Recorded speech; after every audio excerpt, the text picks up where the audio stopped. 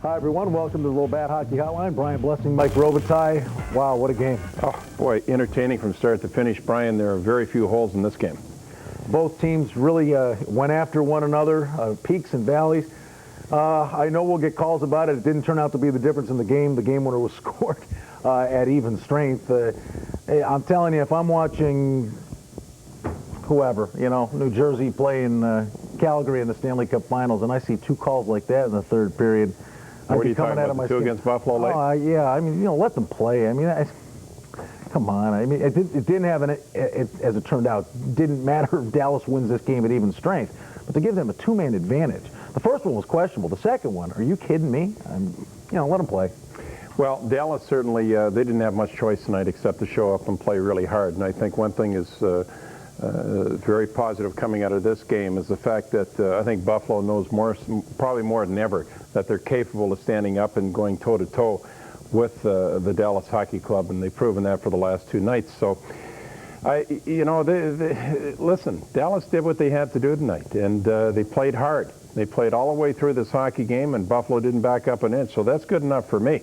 Something we should certainly talk about, I'm sure. Stay with us here on the Labatt Hockey Hotline. We'll have tons of interviews for you from Dallas. But Madonna, to me, looks like, I'm no doctor, but McKee crushed him. That shoulder went down, and we may have seen the last of him. We'll see. Just the way he went off the ice, and there was, it looks to me like, this might be a serious injury, enough to keep him out of a game or two. All right, the series is tied. It's heading back to Buffalo. We're taking a break on the Labatt Hockey Hotline. Coming back, then we're heading to Dallas. Stick around. Welcome back to the Labatt Hockey Hotline. Again, the final score, this one 4-2. The Stars get the win. Brett Hull with the game winner late in the third, 17-10 the exact time, and then an empty netter hatcher coming out of the penalty box.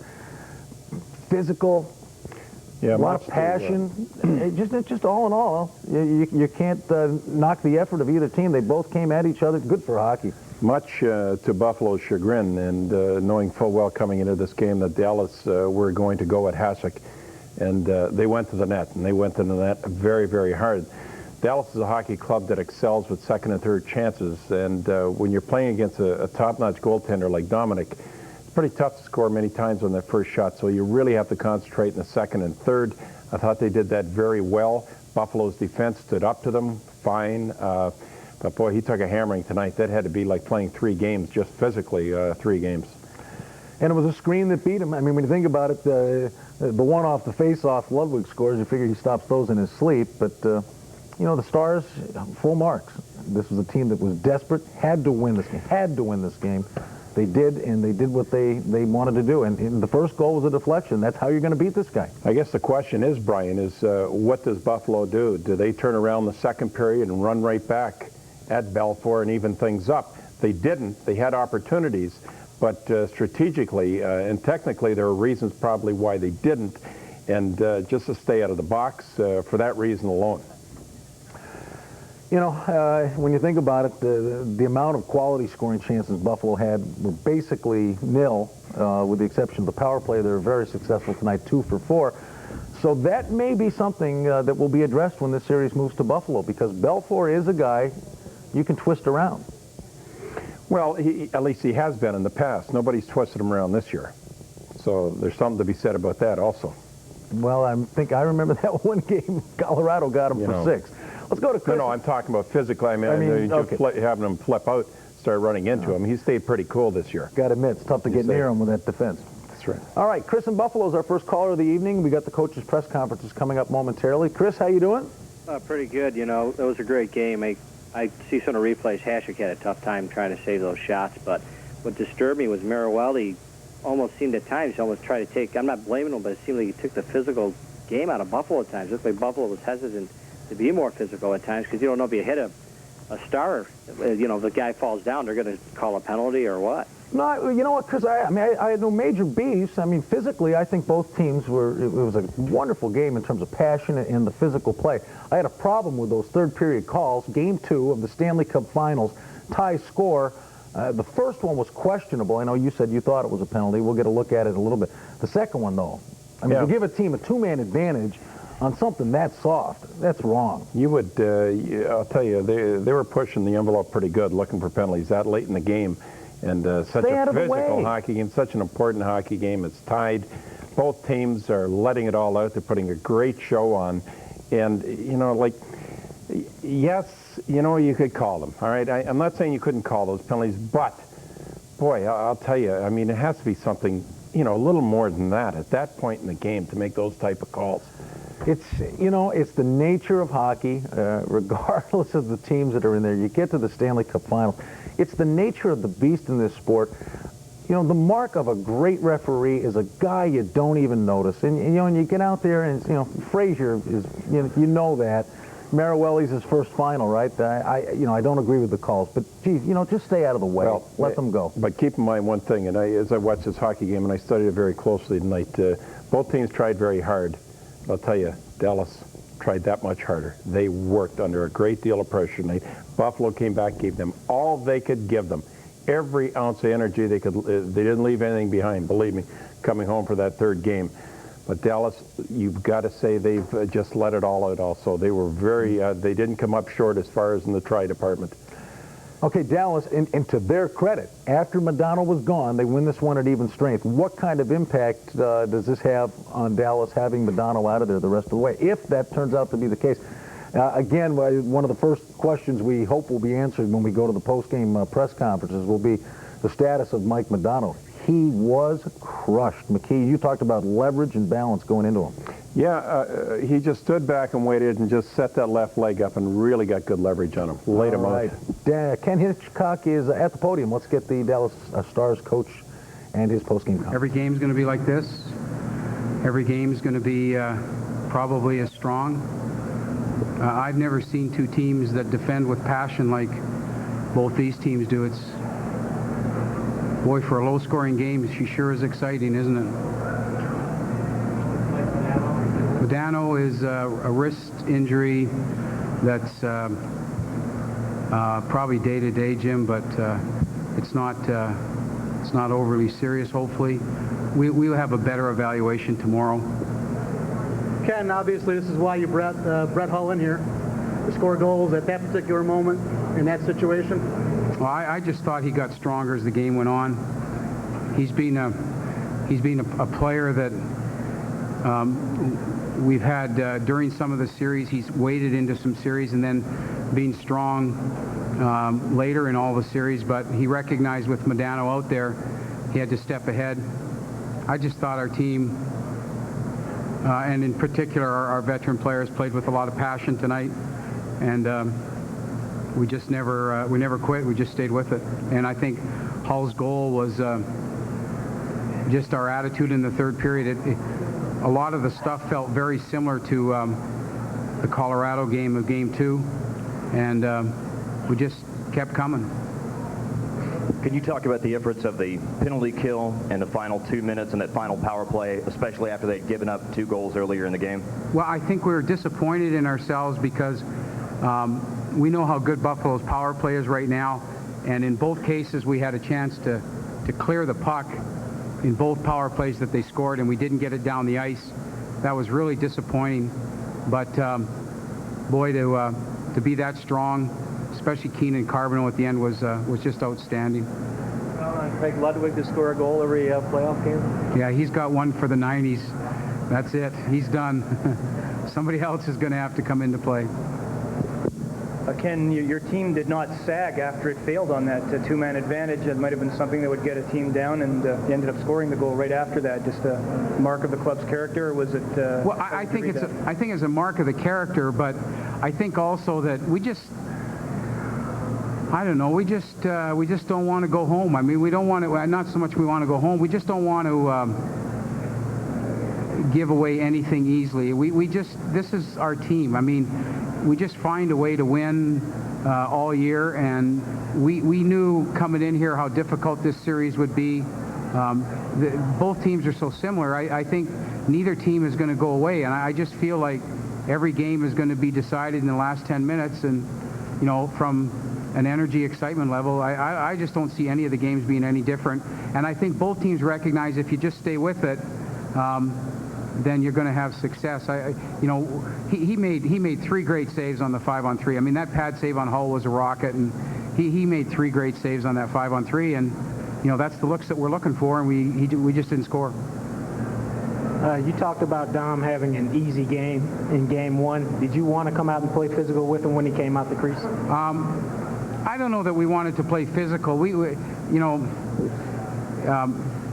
He's very confident at going a long ways away from the net and playing the puck and doing those things. We just when a goaltender goes out that far, our attitude is he's a defenseman, so we treat him as a defenseman. And we recognize that if he was a defenseman, we'd be barging ahead and trying to be more physical. But it's more the pressure that you want to put on him, and hopefully he bobbles it.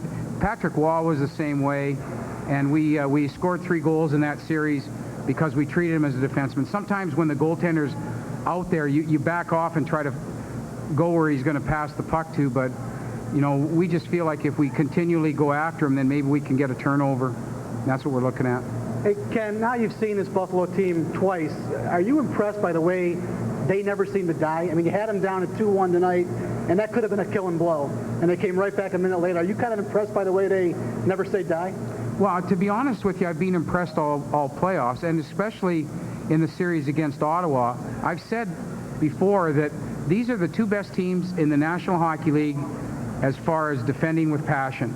You look at us today, and we're sitting there after 2 periods with less than 15 shots on goal, and they've got 20 block shots.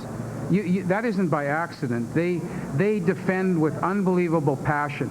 They're quick on you. They're physical. You get no second opportunities unless you're prepared to work.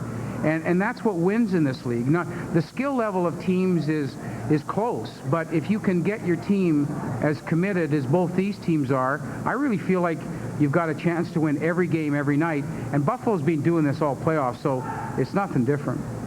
Ken, just getting back to Modano again, is there a chance that the excitement of this victory is masking any underlying concern you have? He seemed to be in a ton of pain when he went off. Do you think he might miss some games? I think we really can't evaluate it right now. We were told by the doctor that he's a probable player for Game 3, but it's something that they want to see if it settles down tomorrow.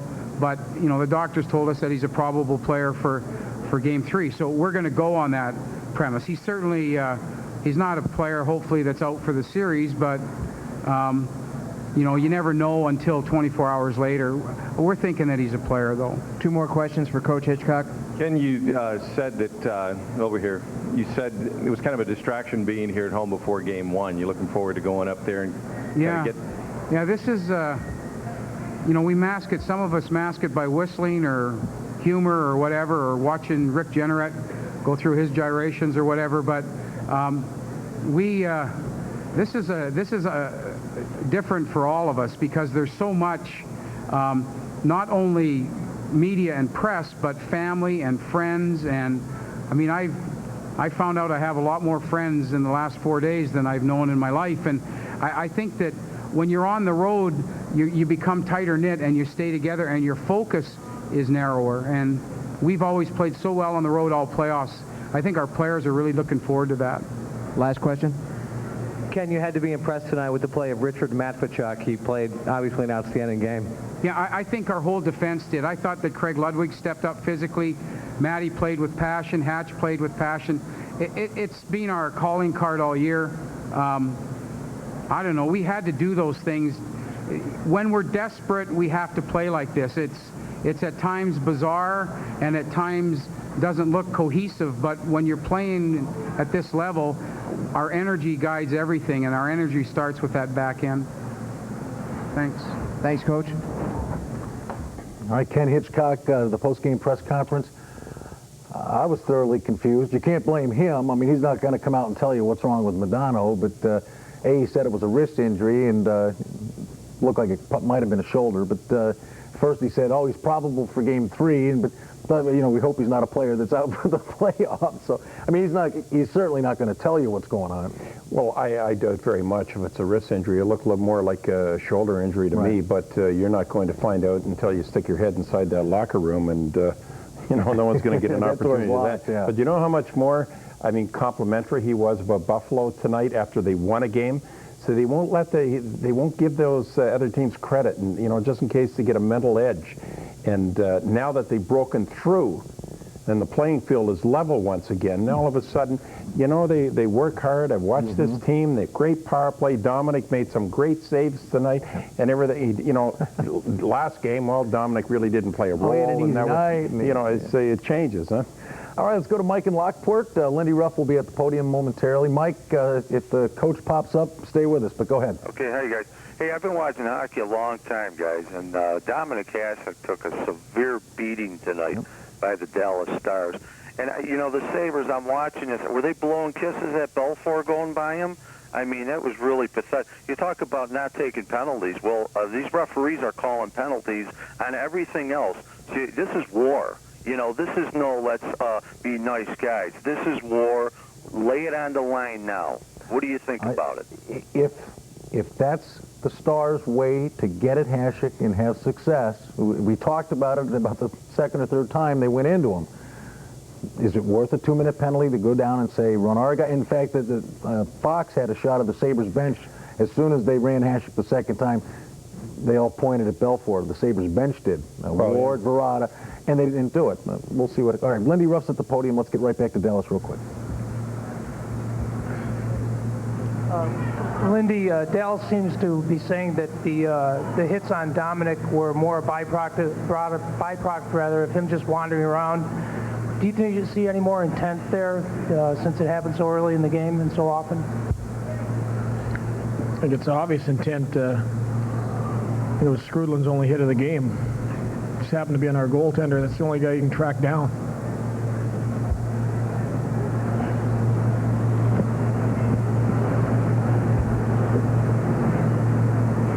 Lindy, when you killed off the 5-on-3 and Hasek made the big saves, were you thinking for a moment there that maybe this game would have turned out differently than it did? Yeah, Dominic made 4 or 5 tremendous saves on that 5-on-3. We knew that they'd be looking to get at the Hall for the one-timer, and you get down 2 men. There's not a lot you can do about it. We were hoping maybe a defenseman could block a couple of them, but we thought that might be enough to get us.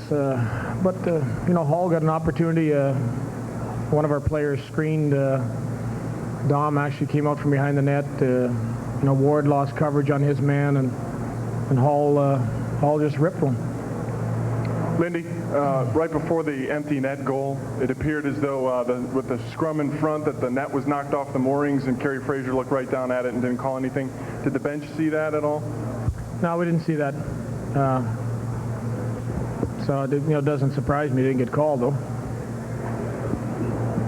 Lindy, Ken Hitchcock said after the game that when a goaltender goes far from his crease, they're going to treat him like he's a defenseman.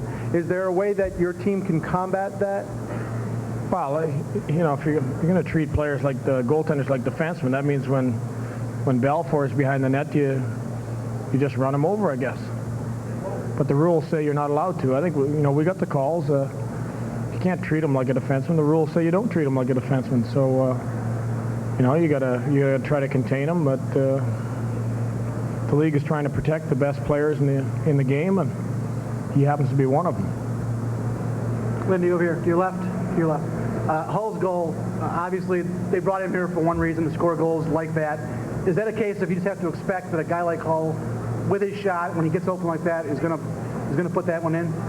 Well, where he put it was unstoppable, really. I think Dom might have had a chance, but I think it was a defenseman or Pekka or somebody just kind of slid in front of him just before the shot, and he didn't have a hope. He didn't see it. I think if he sees it, he doesn't go down. But I think when our player slid in front of him, he went down to take the low part away, and it was just a perfect shot. Lindy, Ken Hitchcock says he expects, over here, Lindy. Ken Hitchcock says he expects every game in this series to be very similar to this one in Game 1, that all the games will be decided probably in the last 10 minutes. Do you see that's the way the series going? Well, obviously the teams are very close. I loved the way our hockey club played first 2 periods, hitting-wise, special teams-wise. The way we played in our own end,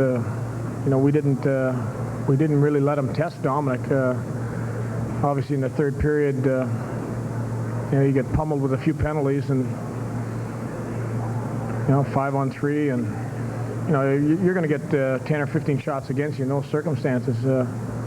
But our team battled hard. They battled to the bitter end, and we're going to do more of the same when we get back to our building. Lindy, I wanted to ask you about the third period. The shots in the third were 19-4. Did you feel like your guys were reeling, or do you feel that was just a product of power plays? It was just a product of power plays. Our team was ready to roll. We had 4 lines going. You get the power plays against you. Got us on our heels. Got a little momentum for them. They teed up 6 or 7 shots on the 5-on-3, and they just kind of rolled after that. Lindy, that was obviously one of the things you wanted to avoid from Game 1, the penalties. Is it? You were asked about this after Game 1. Is it some partly officiating, or is it your team being undisciplined, and how do you avoid the undisciplined penalties? Our team showed a lot of discipline tonight. I wasn't disappointed with our discipline at all. Our discipline was great. For 2 periods, our discipline was unbelievable, and I don't think it changed in the third. You can't do a lot about marginal calls. If you get marginal calls, we got to go both ways. I can't criticize any of my players for the penalties they took. Lindy, you didn't want to be satisfied with the split. Are you dissatisfied now?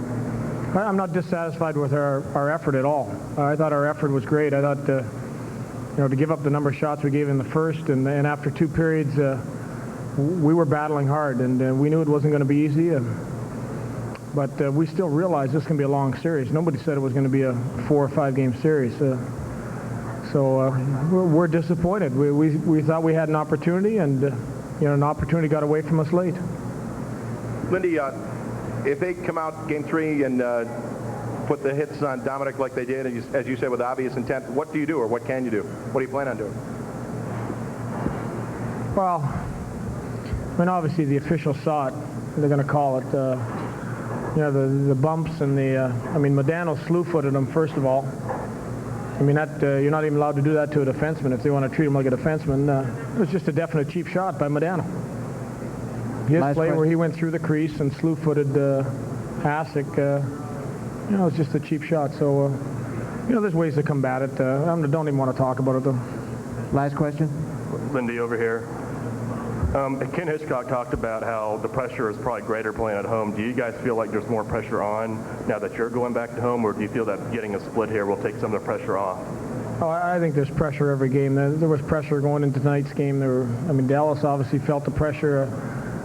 There's going to be no runaway here. It's going to be 1-goal games. Games are going to be won late. They're going to be dictated a lot by special teams. It's going to be a roller coaster ride, but at home you've got a lot of distractions. You got family, you got relatives, you got friends, we got to keep our team focused, but they want to come into our building and hopefully try to get a split. We haven't lost in our building yet. I think that's a big plus for us, and we've been extremely focused and played very well there, so we're looking for more of the same. Thanks. Thank you, Coach.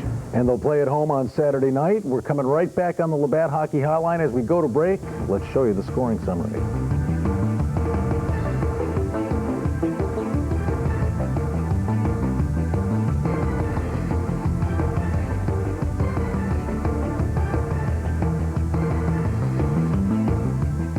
All right, we're back real quick. Did you pick up anything from the coaches? No, they're very careful. They don't leave any openings. He made a point, I think, of Hasek being run in the crease area. All right, we'll see what happens when this one comes back to Buffalo for Game 3. Let's head west. L.A. Ruddy is on the line. Hi, Ruddy. Yes, I got a question for you guys and a comment. First of all, I want to know, what do you guys think when we get home? Do we have some of the penalty calls go our way? And my comment is we sure do miss Jenere out here. When's umpire going to come out? Fox and ESPN's just not doing it for me. Okay, well, the networks get it once you get to the semifinals. In terms of the calls, I would think probably not. That's been the way it's gone for this club for many a year, and this club in particular. You don't know. I can't read the referees' mind. I don't know what they're going to do from game to game.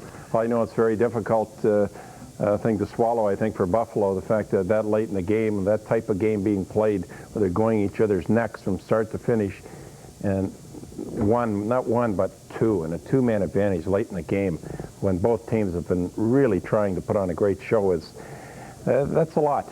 That's a lot, you know. Joe in Angola is next. Hi, Joe. Hi. I'd like to ask two questions.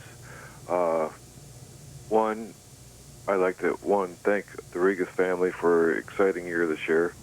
Two, to get the Sabre fans out to Pilot Field to support the fans.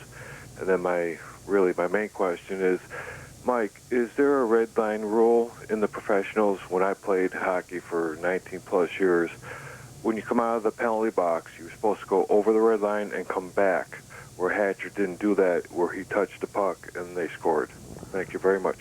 Okay, we'll look at that, Ruddy. Actually, all I saw was like an ice level shot of it. I did not actually see it from above. It was hard to. It was very tight. So we're just going to have another look at it and make a decision on it, Brian. All right, Chris Ann, we have time for one more? Okay, let's take one more call real quick. Let's go to Quinn in Boone, North Carolina. Hi, Quinn. Hey, guys. How are you today? Terrific. Hey, listen, only one example, it looks like, of somebody not willing to pay the price. I was kind of confused looking at Paul Cruz on the obvious icing. He completely tried to avoid the puck, and what was he trying to do there? We'll show you that, Quinn. And it's funny, you just know a goal's going to result from a play like that. He looked at the linesman, he knew it was icing, he took the right angle, and then went for the man. Yeah, unexcusable. You got to touch the puck. I mean, that's an obvious play. Yeah. Yeah, we'll sure show enough, that it came back down. They lost the face-off, and the puck squirts through. That is part of the highlight package, and we'll have that for no you. good. Nope. We're going to take a break, come back on the Labatt Hockey Hotline. Stars over the Sabres 4-2, 1-1 the operative numbers here. This series is tied heading back to Buffalo. We're back on the Labatt Hockey Hotline. Brian Blessing, Mike Robitaille. Yes, sir. One can only imagine what the reactions of the fans and when the erupt would have been had the game-winning goal been scored on that 5-on-3. We do have an email, Mike, which pretty much talks about the officiating. In particular, Kerry Fraser, no love lost here, going all the way back to Game 2 against Washington last year in the semis.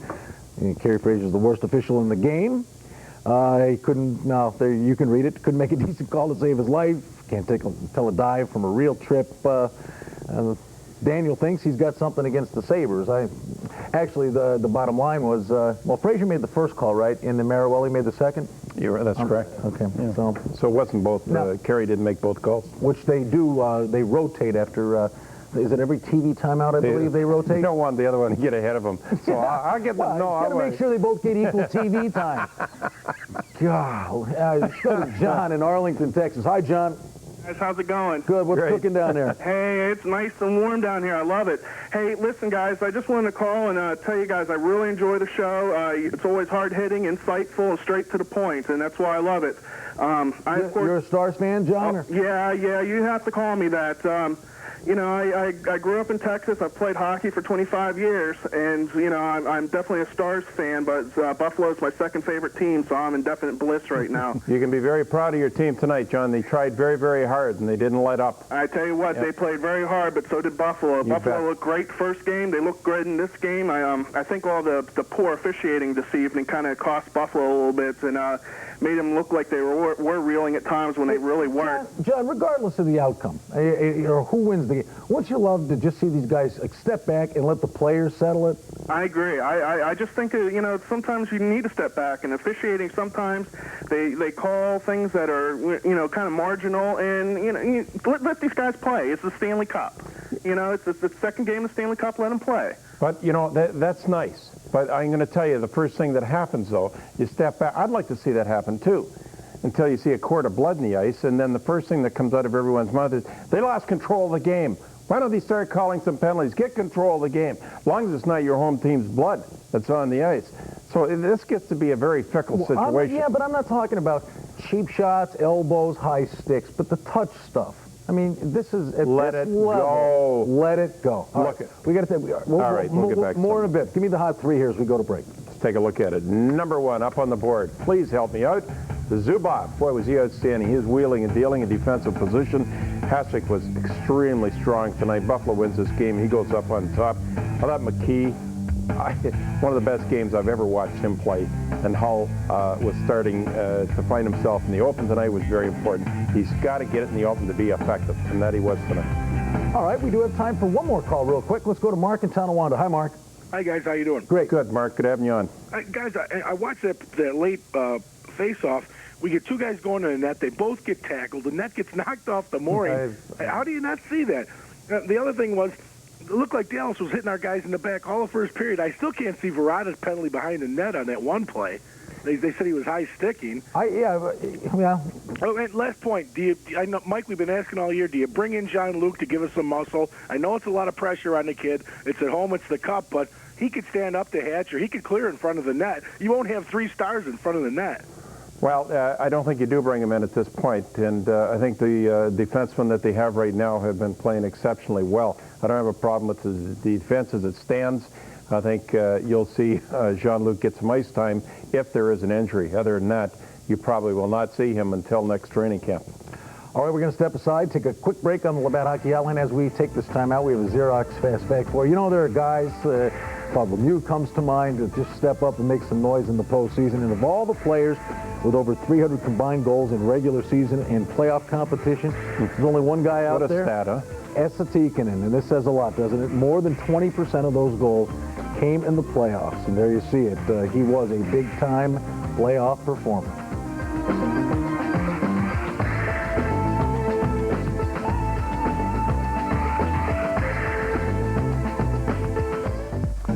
We're back on the Labatt Hockey Hotline. You're going to be busy tomorrow. Full day. Full day. Playoffs. You're here, at noon? Noon till 1 o'clock with Sir Arthur. Okay, and right here in the Empire Sports Network. Then, from 3 to 6, we're back together. I'm knocking dead on BEN. Yeah, we're going to be on WBEN tomorrow doing Sandy Beach's show, so we'll certainly be talking hockey for 3 hours tomorrow. Feel free to give us a call. We'd love to hear from you as this series moves back to Buffalo, tied at 1 with Dallas winning tonight 4-2. There is other sports news in the world, and Mike DeGeorge is going to fill us in right now.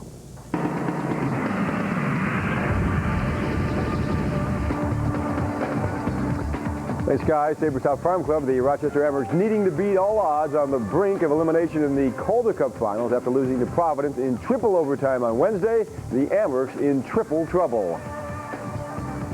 We set a couple records during the season, and it'd be nice to set a precedent and come back from 3-0. And obviously we got our work out for us, and we've got to take it a game at a time, and and play even better here on Friday than we did tonight. And hopefully we'll be going back to Providence and get a win there. But we've just got to take it a period at a time, starting Friday. That was Mike Hurlbutt of the Amherst. They trail the Providence Bruins 3-0. Game 4 is Friday night, 7:35. We'll have the game right here on the Empire Sports Network. 2 for Bob McAdoo. Heard that for many years at the Odd when Bob McAdoo led the Braves in the 70s. Bob McAdoo now could be headed to the Basketball Hall of Fame, one of 13 nominees to be selected, and now could be going to the Hall. Coming up tonight on the full 30-minute edition of the Empire Sports Report following Hockey Hotline, baseball highlights from the major and minor leagues, and we've got complete live Game 2 wrap-up coverage of the Sabres and Stars tonight from Big D. Michael and Brian? All right, Mike, quick comment, sir. Fire away. Let us have it. Yeah, I thought that it was a game there for the taking for Buffalo, and I thought Dallas really came on strong. They had a few more power plays in the third, and I thought they really, really came on strong in the third period when they outshot Buffalo 19-4. But I really think with the score 3-2 there in the last 30 seconds, the Sabres had the goaltender pulled. It looked to me like the moorings came off that net. That play should have been stopped before the Stars got the empty net goal. Yeah, Lindy was asked about that, but... Oh, how right you are. Yep. As Kerry Fraser was looking right at it. There's a shot, I don't know if it was Fox or CBC. Kerry Fraser's looking right on the line. There's no question about it. He sees the net come off the moorings. Okay. But, Monday morning quarterback. We're used to that. Yeah, it's 1-1. Kerry says you're a liar. Well, I like Kerry. I have nothing against him. You go way back. 12:30, right? 12:30, somewhere around that bewitching hour, yeah. All right, sir. Earlier than last night. You've been working late. Yeah, earlier than last night. All right, kid. See you in a little bit with the Empire Sports. Hey, this only happens once every 24 years. Relax. We're going to relax for about a minute and a half. We'll be right back.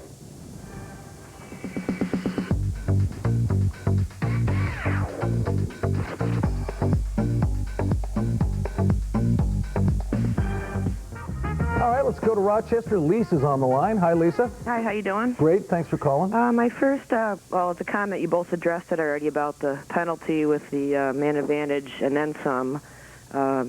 It was a big joke, and I was surprised after the last game with the overtime the officiating, and I was kind of surprised to see it again, this game. I thought that might kind of be a little different this time, but we'll see what happens in Buffalo. But my biggest Lisa, hold on, while you're talking, Sean, see if you can cue up those penalties in the third period, and go ahead, Lisa. Let's see if we can get a look at those. Yeah, if it was the so-called tripping penalty that, I don't... One was a high sticking on Verrata, and Right. then the second one was... Lisa, I think they could be called, but the thing is you just don't call them at that, not this type of game. Right. I don't think either team deserves that type. Right. It's just, they work too hard to have something that minimal, that is on the periphery, and to have, it's just, it's not my cup of tea that late in the game when both teams are doing everything they can. It doesn't make sense even watching games 10 years ago in the third period. They wouldn't call anything, it seemed, and now it seems a little different. They call them a little later, and, I'm just looking back a little ways, I guess. Well, remember all the screaming that used to go on then? Why don't they call? You know what? In this day and age, what tends to happen, you'll see calls like that in the early stages of the series. Once you get to the meat and potatoes, but I mean, this game means as much as Game 6 would, but once you get to the latter stages, they really kind of stuff it away and let them settle it. But why not let them settle it from the get-go? That's the only beef you have. All right, let's go to Mark in Buffalo. Hi, Mark. Mark? Hello, Brian, Mike. How you doing, Mark? Go ahead. Good. Yeah, have you ever seen a game that hard-hitting? I mean, that reminded me of the Avalanche and that game there. It was unbelievable. And the whole game, too. Yeah, and I just wanted to say that hit on Madonna, that was excellent, too. And one more thing, I wanted to ask Mike, it seemed like they got a little tired after that 5-on-3 when they scored their third goal, Dallas. I think that tired them out because they couldn't seem to get out of the way or clear anybody and then get out of the way of the puck. It's like a catch-22. They got to try and clear the guy in front of the net, and then, they screen their own, they screen Hasek a little bit. So, it was just surprising. I want to know what Mike had to say about that. Well, let me tell you something, Mark.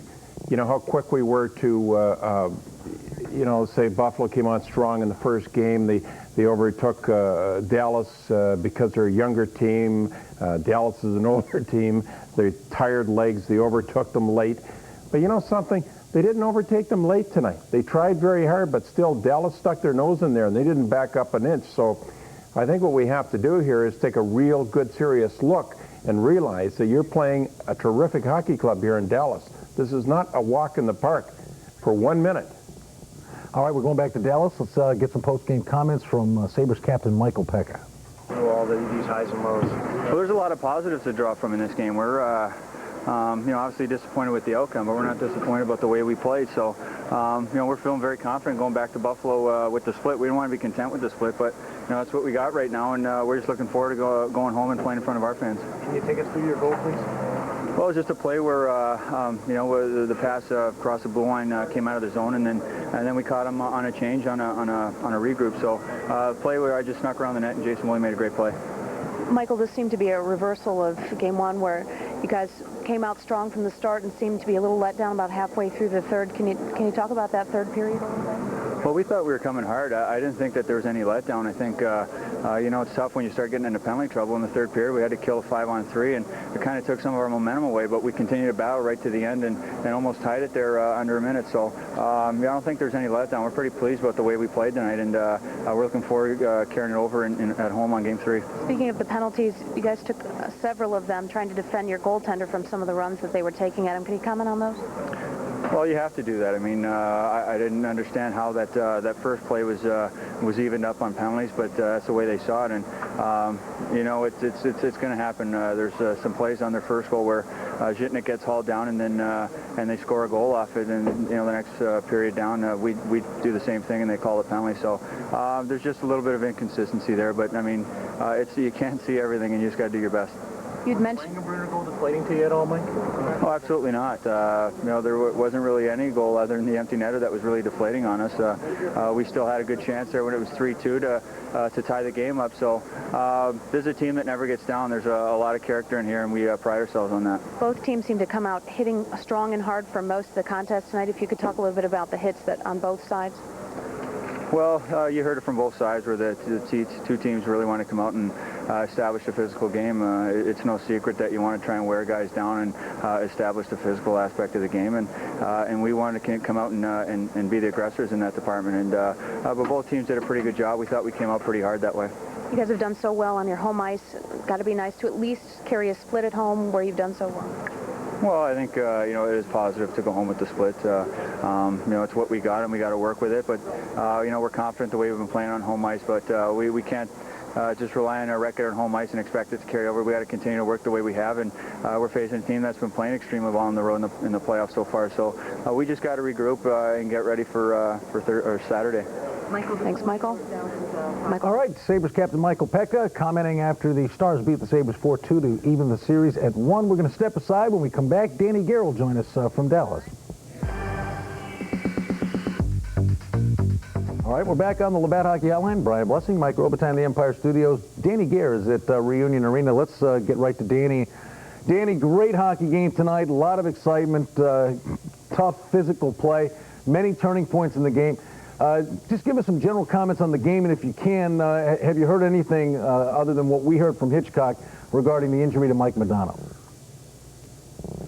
Well, first of all, I thought the Sabres, came out and weathered the storm early in the first 10 minutes. Pekka gets a big power play goal. They come back late in the period and tie it up. But I thought the second period was a pretty solid period also for them. But third period, I think, as Mike mentioned earlier, this team's a veteran team, and they had to come out with their charges. There were some penalties that were maybe a little questionable, the 5-on-3 situation, but the point is that this team showed its veteran leadership and scored a goal when they needed it, and that's why they signed Brett Hull to a $3 or $4 million deal for about 4 years. They knew they needed goal scoring. In regards to Mike Modano, interesting, they're talking about a wrist injury, and he got hit pretty good by Jay McKee right there, and you could see his wrist was really bothering him. And when Chris Jenneret, who works with us on our radio broadcast, went down to get some tape, he overheard the doctor in the room saying that it's a cracked wrist, a minor crack. So losing McDonald would be a serious loss to this hockey club, but we can't say if that's for sure that he would be out for any given time, guys. Dan, if this Buffalo team was feeling comfortable at all after winning the first game, I think tonight is a pretty sobering experience that they have to realize now what it takes to win a Stanley Cup, and it's a lot more than what they went through in the first game. This is going to be a tough deal for them. Well, Mike, it's a battle. I mean, it's a war, as we have talked about in the past, to win a cup. And it's not the first 3 rounds that are the tough ones. It's the final round that's the toughest one. And you usually have the best teams that have battled those storms and weathered those wars. And now you have the two best going at each other. And they found out tonight, I think, a lot about the resolve of this hockey club a lot with the Dallas Stars. The reason they had the best record overall in the regular season and why they're where they're at, and same regard last year in winning the regular season. But they're a veteran team. They've got some good youngsters that are playing well. Belfour, I don't think, was really tested as much as Dominic obviously was, especially in that third period. But they have players on that team that have won cups before, and they're going to let people know on this team how it takes to win it. Danny, you talk about Hasek and Belfour. Obviously, Dallas tonight, they made a very strong point of creating traffic, bumping Hasek. How do you expect the Sabres to respond when they get back to Buffalo? Do you expect to see them respond in kind with Belfour? I don't know. A couple people asked me that here, and I don't, I think, you just have to make sure that Dominic is smarter and maybe some of the plays when they're going after him. Sometimes you wonder if he should be leaving the crease as much as he does leave it. Belfour seems to be, when he leaves the crease, he doesn't seem to have a lot of people around him. Dominic seems to like to get into that fray, if you want to call it. But if they take liberties on Dominic, sure, you have to take liberties down the road on their goaltender. I mean, that's a little tit for tat as far as I'm concerned. Hey, we were just talking about it a little while ago during the break. The guys from the 75 finals are going to be honored, and I know that's a big moment for you come Saturday night. Yeah, it'll be nice, you know, seeing the old boys coming back. A lot of them are coming in, I think, Friday night, and it's nice that the organization is doing that. I hope it doesn't take too much away from what's being taken place right here for this hockey club, but maybe it'll pump the crowd up a little bit and give them that little extra zip for Saturday night. All right, Danny, have a good trip home, and we're looking forward to Game 3. This is a great series. Yeah, it's a dandy, guys, and we said it was going to be a long one, and I still feel it's going to be a good series by both teams. It'll be slow scoring, but they can't wait to get home and probably play in front of their home fans, and go Sabres. All right, Dan, we'll see you when you get home. We'll see you in a moment. We're going to take a commercial timeout, but come right back.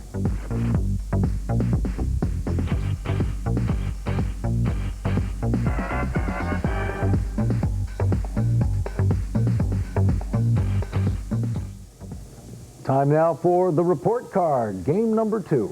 Well, it's another good report. Brian, you know, considering they lost the game, they showed up and they played very hard tonight. Goaltending was extremely strong, obviously. Anyone that watched tonight's game, I thought the defense might have had, if not the best game, one of their top 2 or 3 games all season long.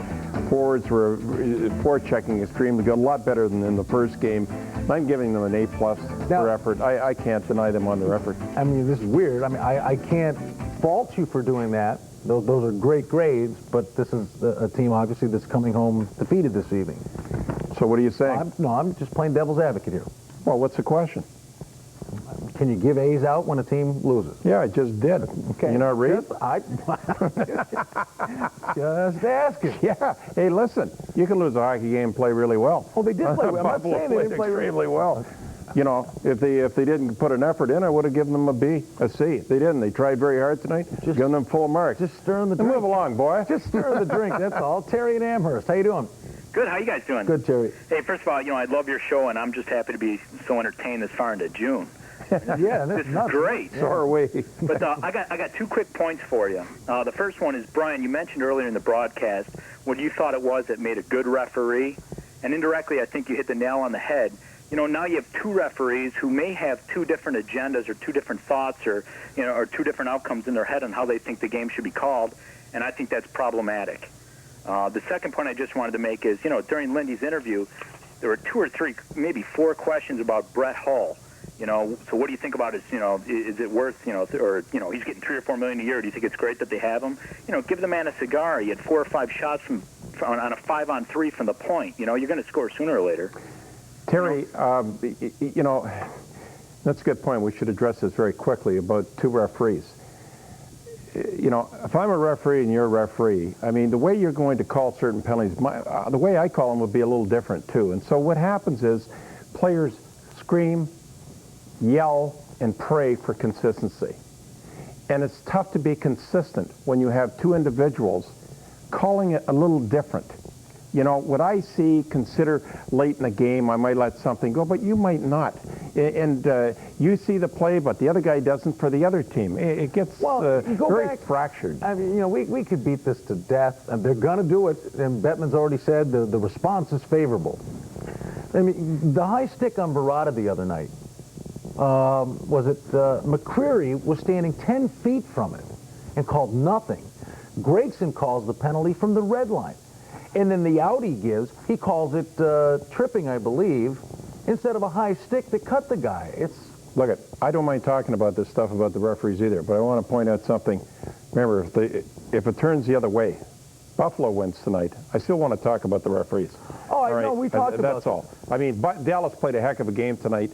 They deserve to win this hockey game. There's you bet. No Let's get doubt. that clear right off the top. No, we talked about this. I'm telling you, if I'm sitting home on my recliner and I'm watching whomever, New Jersey playing Vancouver in the Stanley Cup Finals, and I see a cheesy call like that in a tie game with 8 minutes left in the 3rd period of a Stanley Cup game, I'm going, that's wrong. I mean, that's, you know, that's the way we feel about it. Joe in Wesleyville, Pennsylvania. Hi, Joe.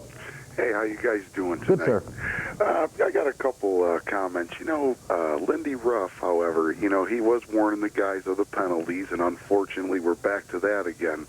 And also, in the past I've noticed that Belfour can be a hot-headed goaltender back in his glory days there in Chicago. Now, I don't know, I was going to ask you guys what you thought. Maybe if we could create a little more traffic in front of his net, he'd start having some penalties, for Dallas's side. I know in the past when they've created traffic, he likes to hack at guys, punch at guys. Maybe, Dallas could have a couple more penalties versus our Sabres, Joe, that's a great game plan, but the problem, Mike, other than when Buffalo's on the power play, for them to get set up and get in there and penetrate that defense, it's a tall order. They haven't been able to get in there. Well, a bigger problem is the fact that Belfour has changed his act. He's not the same type of goaltender that as you remember him the way he played in the past. You can't get to this guy anymore. Now, you might be able to on a given night, and that might happen back here in Buffalo. But through this series, or the series before and the series before that, all the teams that went in there, they're all talking about the same thing. We can upset this guy, give him a nudge, give him a little poke, and he'll go ballistic. Well, he hasn't. He's controlled himself pretty good. All right, just a little programming note for you. We're going to be with you till 12:45 here on the Labatt Hockey Hotline. And right now, we're going to send you back to Dallas. We want to hear what Joe Nieuwendyk for the Stars had to say after the game. Joe, could you talk about Brett? In your opinion, is this the biggest goal of his career? You've played against him all these years, these game-winning goals, Stanley Cup final? Well, I think this definitely ranks right up there. We expect that from Hully, though. He's a great shooter, a great goal scorer, and we certainly need him in situations like that. And I'm sure that's one of the biggest of his career. Jamie Langenbrunner is in the interview area.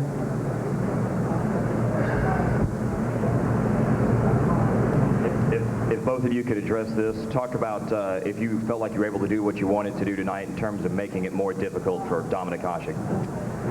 Well, I think we accomplished that, but I mean, these games are battles. It's tough out there, and for both teams, it's physical, and there's guys attacking at both nets. So, but I thought tonight in Game 2 we did get a little more traffic in front of him. He wasn't able to see as many pucks. If he wandered out of his net, we were on him right away, and just tried to disrupt his rhythm a little bit. Jamie? Well, I think Joe said it all there. That was one of our focuses was to do that, and for the most part, I think we did that throughout the full 60 minutes. All right, comments from Jamie Langenbrunner and Joe Nieuwendyk, and the Stars get the win this evening. 4-2 is the final score. 1-1, the series is tied. Coming back to Buffalo, and a raucous atmosphere is expected Saturday. Well, it should be. It's been bottled up for how many years, and this is an opportunity for this town to really take advantage, I think, of an awful lot of public relations and attention that will be on Buffalo, and I'm sure the city fathers are working on that diligently, and I know they are, and to really make an impact, I think, on the people that are coming into town. Boy, you have to go out and buy this type of publicity. How much would it cost the city of Buffalo? This is a freebie, so take advantage of it. Let's go to Steve in Burlington, Vermont. Hi, Steve. How are you guys doing tonight? Great, Steve. I'm really enjoying the show. Listen, I got a point here. Pittsburgh Penguin fan. I'm rooting for the Sabres, Eastern Conference and all. Want them to win. But I got to tell you, this one reminds me of the 91 series a lot, where, ironically enough, the North Stars in Minnesota, and they're screaming about the referee, Mario's getting hacked on, and Lisa a while ago was saying, well, 10 years ago, what happened if we would have had those calls back then. I think everybody needs just to calm down and let them go at it, like you said, but I don't think there's a whole lot to worry about. I think Buffalo's doing the right things. Yeah, there's some questionable calls, but you have that in any series, and I think Buffalo doesn't have anything to worry about. I think Hasek's got it over Belfour, especially going back home to Buffalo. So, I personally think Buffalo was skating better, just had some bad breaks tonight. Isn't that wouldn't you consider it ironic? I mean, they played much better tonight than they did in Game 1, yet the result was different. Well, certainly in the first two periods, absolutely. And those bad breaks could have occurred in the third period. But, again, I think when it comes down the line, I think Buffalo has the special teams to get it done. Well, on the upside, if you're looking for something, a little bit of confidence for the next game, you have to consider Dallas had an opportunity tonight at home where they had to play their very best, and I can't imagine them going any harder. They might be able to play a little better technically, but I don't think they can work any harder. And still, they're fighting for their life just to win a hockey game. That's at home under extreme pressure. So I wouldn't back off Buffalo at all at this point. I really think coming home here, it could make all the difference in the world. And I would expect that they're going to come out and literally savage this Dallas Hockey Club very early and take control of the game instead of sitting back. Get the goggles out. What are we going to do? Put them on. We're going to do the highlights. Oh, good. All right. Just dandy. Let's go to it. Highlights, first period. And, of course, the Stars' game plan early on in this one was to create some traffic, if not some contact, with Dominic Hasek. And every opportunity they had, Mike, whether they tried to disguise it or not, they were going to make contact. I'll guarantee you right there, that was he slid on purpose, that no one dragged him down. Right here, well, I don't have a problem with that anyways. Goaltenders get out of the net, play him like a defenseman. I agree with what everyone's saying, but whether it's Belfour or Hasek. All right, that was Skrudland bumping into Hasek. Now, Buffalo's defense early in this game, just some great efforts. Pekka deflects the pass, finishes the check, and then you see it working around, and here comes Pekka again to go down and block it. That's just terrific. So many second efforts, and everyone let it out defensively tonight. That's why I got an A+ for them for the report. It was a slew foot. Oh, there's no question about it. I mean, this is going on all night long. I'm just amazed. You know, it goes on all night long, and it doesn't get called. I don't know. Maybe someone needs a left hook. I know, but I mean, that's, you know, if these guys are going to be forthright about this, the guy, you know, is going to wipe out your goaltender. These things, Buffalo's going to get a 2-minute penalty there, and everything else is going to even itself out. But you can't lose your equilibrium over this. That's the problem. I mean, you can't set your next game up over, you know, let's get Belfour. We've got to return. You can't get that mindset. That has to be done depending upon, you look up and you see what the score is and what time it is in the period. And then you've got to pick your spots. You can't set, you know, you can't go to this next game to get them. Not saying make a game, that's your game plan, but certainly you've got to answer it. If the referees are not going to take care of it, then you have to take it into your own. Maybe. All right. We go to the second period. And physical play, Mike? Indeed. Ton of it. That's a great hit. This kid was just pounding bodies all night long. Watch this hit here that Willie takes. That's a great take. Done just perfectly. Power play, Buffalo. Look at Pekka. Behind the net, raises his stick, says, give it to me, and Jason Woolley does. No big surprise. This is a patented play. Usually it's Woolley that sneaks in the back door, but Pekka will backdoor this puck right in the net. He's looking, yelling, screaming, give it to me, snaps it in a pretty tough angle. Hasek standing tall in this one. Nice move by Nieuwendyk. Hasek comes up with a big one. Hatcher had an opportunity. Nieuwendyk followed up right in behind, the same type of deal where they tried to get the puck up high, and they couldn't get it high enough.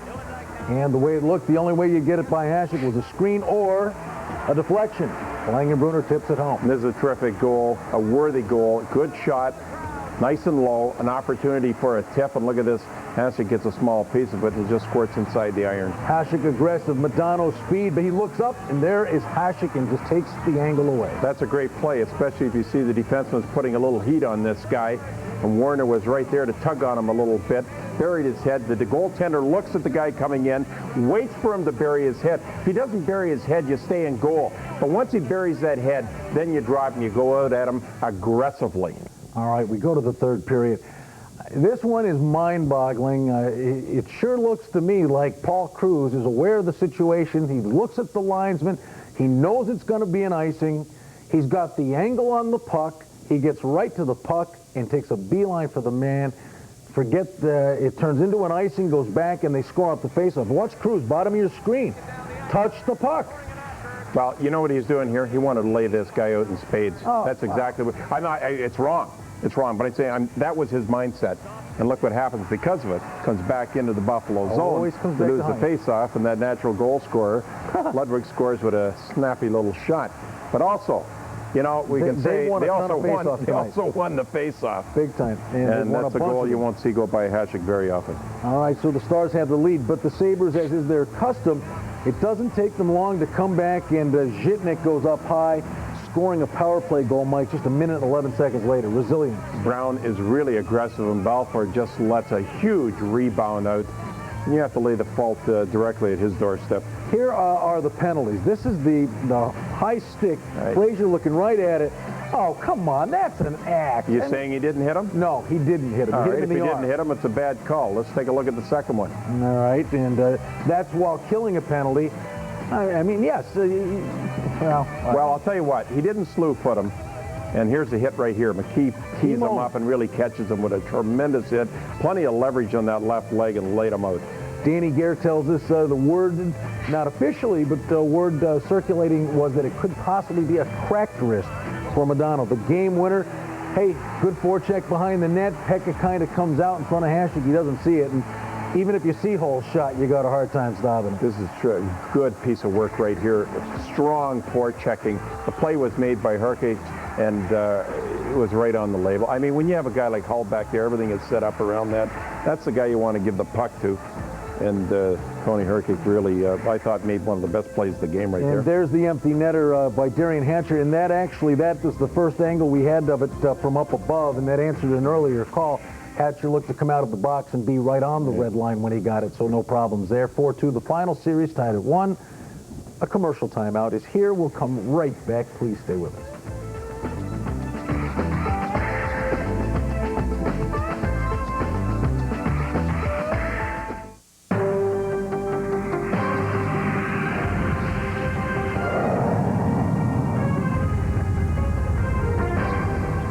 There you see it. Don't forget, noon to 4 o'clock, Stanley Cup Showdown, and you're going to be involved? Very much so. When? Tell me. Not quite sure. How about tomorrow?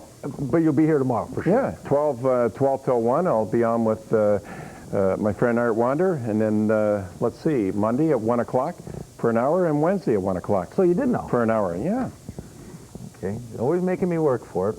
I do want to let you know, though, Topps Markets have Quest for the Cup Rally cards. You can get yours at the newest Topps location starting this Saturday. Supplies are limited.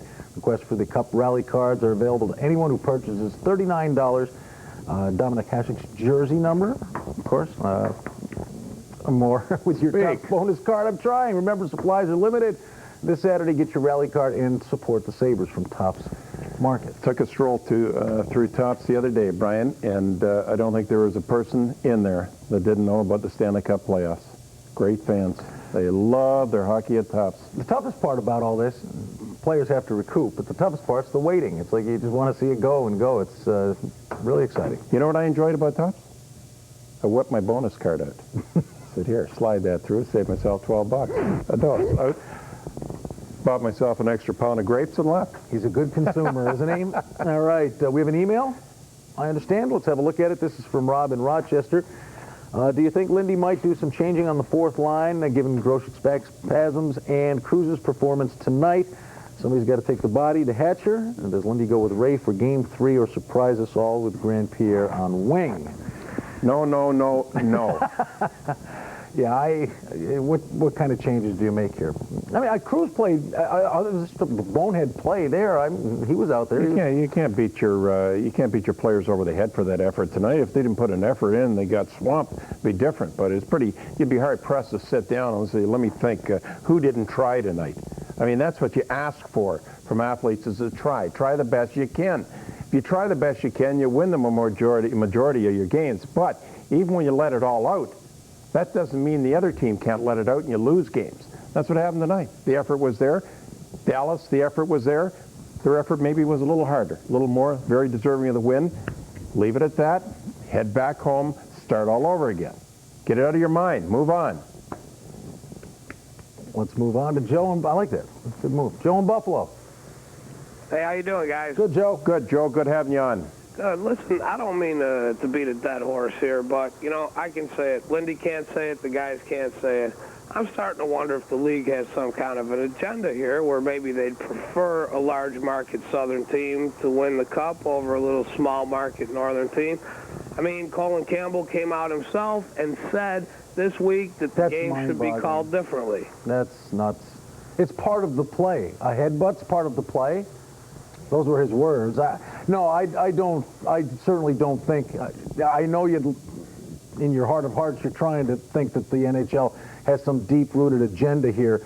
That's not the case. It's just it's frustrating. I mean, don't be so sure that as this series moves along, that Dallas isn't going to get some horrible calls too. You'd like to think they all even out, Mike. It's just it's the nature of the game. Well, it usually does over a season, but the problem is this isn't a season. There's not much room, and they need these calls, and they need them quick. They got kicked around pretty good in the first game, and tonight wasn't much better. But believe me, that's a bad word. Believe me, there's no fix on or anything else. There's nothing to do with that, or a small market team or a big market team. I guess all things being equal, the best situation would be to have New York and Chicago playing in the 5, from a business standpoint, but they're not going to hold it against any team in the National Hockey League. If you make it, you make it, and that's the way it is, and you deal with it. Bottom line is, once you're in the finals, you're there. So what happens should happen. So let's go to John in Lackawanna. Hi, Mike and Brian. Hi, John. I just got 2 questions. One, I'm looking ahead. Ralph Wilson got a sweetheart deal on his lease. With the free agents that the Sabres got coming up, they're going to have to pay a lot of money for them. And the Sabres, without having parking and concessions, we're looking at a dismal kind of future without them being able to take some extra revenue from that. And how can we keep the competitive team without the dollars from that? And secondly, even Michael Pekka said that you have to take exception with the biasness of the refs at the end of the first period after they called an even penalties after they took a run at Hasek, and they called even penalties. We should have the power play at the beginning of the second period, and you can't tell me that the refs weren't favoring the Stars at that point. Well, I can. I don't think they were. I don't think they purposely went out and said, look, we're going to favor the Stars tonight. It might have looked that way, but I don't think they're sitting around the dressing room. I mean, how do you keep things like that quiet? Well, what do you think the higher-ups walk into the dressing room before the game in front of 3 or 4 referees in there and say, look, give them a break tonight? I mean, that stuff would get out in public. It would be in the papers.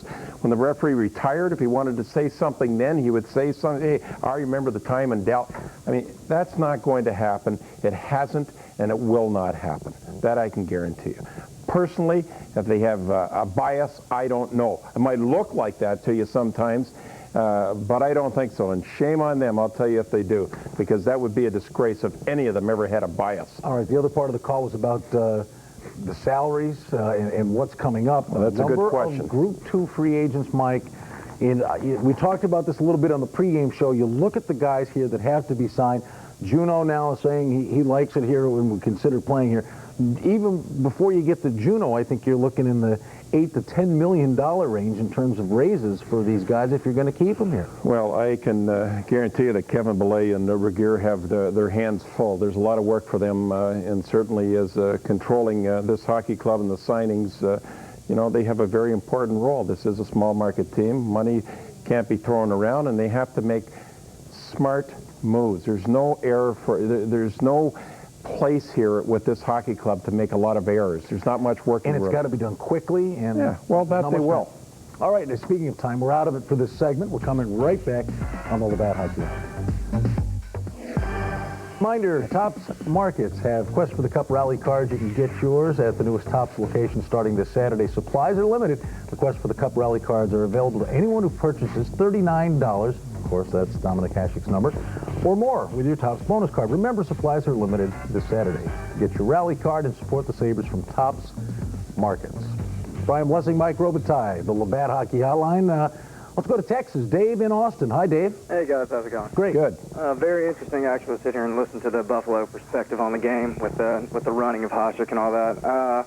I think that, they need to change the rule. I mean, and thinking from more of a Dallas point, I guess. Well, no, they're fair game. I mean, we agree with you. Sure, no, it just kind of seemed like, well, see, I see it more as that Hasek was almost trying to draw penalties. Like the one time, the Madonna one was ridiculous. There should have definitely been a power play starting next period for Buffalo. But the one where he went out, and I can't remember who hit him in the corner. Skrudland. I think Skrudland, yeah. But to me, that just seemed like he turns his backside right into Skrudland, and that's just trying to draw a penalty. And a goalie shouldn't have the capability to come that far to the net and draw a penalty. If he wants to be out there, be part of the play, he's fair game. I agree, and they need to change that rule because we shouldn't be sitting here discussing a great hockey game. And I hear all the callers calling and they're upset about the referees, and it should be more about the hockey. And I thought it was really interesting that I thought Dallas deserved to win the last game and Buffalo deserved to win this game, and it's going to be a great series, I think. Listen, let me ask you something as a Dallas fan. You're listening to this show, like, what do you hear? Do you hear like us having a bias, or do you think it's fair commentary? Do you watch and say, you guys are all... I mean, how does it sound to you as a Dallas fan? I think you guys are, definitely not biased. I think, callers, I mean, they're fans. I mean, everybody's a fan. And, it's interesting to hear people's perspectives because, I look at the game completely differently than a Buffalo fan would. And I think it makes really interesting TV, especially for somebody down here in Texas. Oh, good. I'm glad to hear that. We'll try to work it that way for you, okay? All right, thanks a lot. All right, good to thanks have for you the on. call. We are going to take an email now. Let's get to it. And let's see who writes to us. Todd from Palo Alto, California. Seems like the Sabres are willing to dive and block shots during penalty kills, but not during even strength play. And Todd thinks that 2 of Dallas's 3 goals could have been blocked if the Sabres had tried.